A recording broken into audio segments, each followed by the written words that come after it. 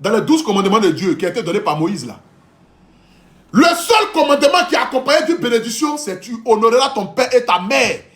Et tu auras tant. Les autres là, ce sont des commandements clés.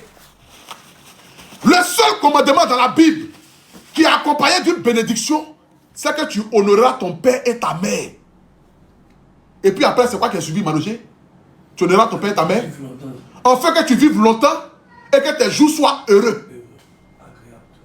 Tu as entendu? Le seul commandement dans la Bible qui est accompagné d'une bénédiction, tu honoreras ton père et ta mère. Moi, ma maman là, c'est tout pour moi. Je vois ma maman aujourd'hui là, je me mets à genoux. Et puis elle dit, maman, voilà moi. Qui je suis face à une femme qui a saigné, qui a risqué sa vie pour que moi je vienne de ce monde là. Qui je suis? Qui je suis? Depuis ma sortie de prison, j'ai dit à maman, j'ai dit maman, à partir d'aujourd'hui là, chaque fin du mois, moi j'enlève quelque chose de ma poche pour te donner.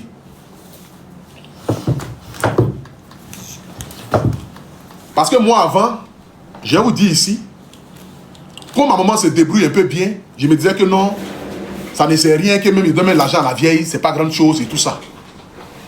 Mais quand j'ai été en prison, je savais que ma maman même depuis longtemps, hein, je l'ai toujours su. Je sais que ma mère même, depuis longtemps, depuis ma naissance.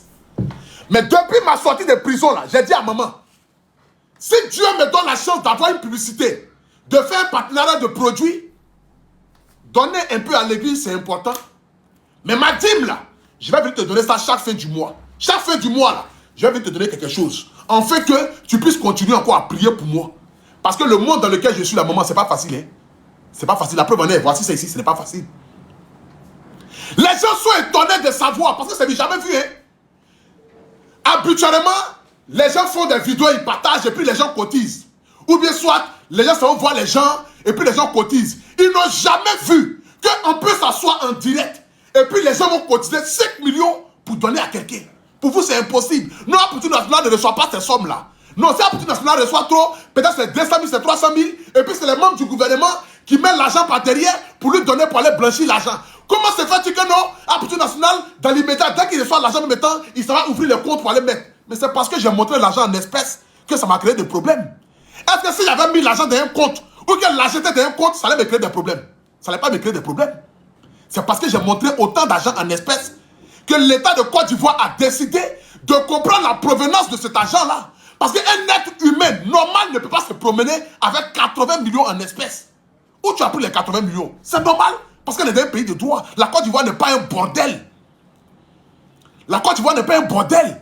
C'est pourquoi je n'ai gardé aucune rancœur avec la justice de Côte d'Ivoire. En aucun cas. Parce que la justice de Côte d'Ivoire fait son travail.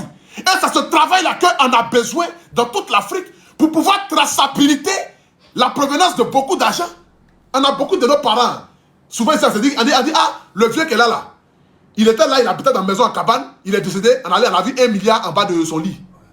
Vous n'avez jamais entendu ça? Le vieux, il était ici, il dormait dans une maison en bois, on allait vérifier, il y a 1 milliard en bas de son lit. Mais je suis l'exemple papa pour dire à cette jeunesse, ne vous promenez pas avec autant d'argent. Je suis artiste, je suis Aptitude Nationale, je rentre dans le bureau de certaines autorités. Mais malgré ça, là, la faute que j'ai commise là, il n'y a pas d'autorité qui a dit Aptitude Nationale, c'est Mamie, c'est l'auto. Hein. Ils ont fait le travail qu'ils devaient faire. Ils ont mené les enquêtes. Et quand ils ont jugé bon, que je pouvais sortir de manière liberté provisoire, ils m'ont mis dehors. Malgré que les enquêtes continuent de se faire.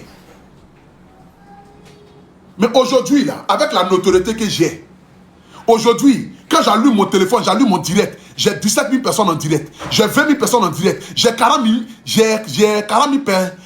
personnes en direct. Donc moi de prendre les 40 000 personnes en direct pour continuer à faire les clashs, pour continuer à insulter, pour continuer à dénigrer, pour continuer à rabaisser. Pourtant, je peux me servir de ces 40 000 personnes en direct là pour aider la population.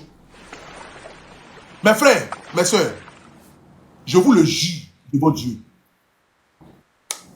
Si moi, Aptitude Nationale, ils allaient me taper dur. Ils allaient me taper dur. Je vous le jure. Ils allaient me taper dur. Ce que j'ai fait là, ça vous dérange. Je sais.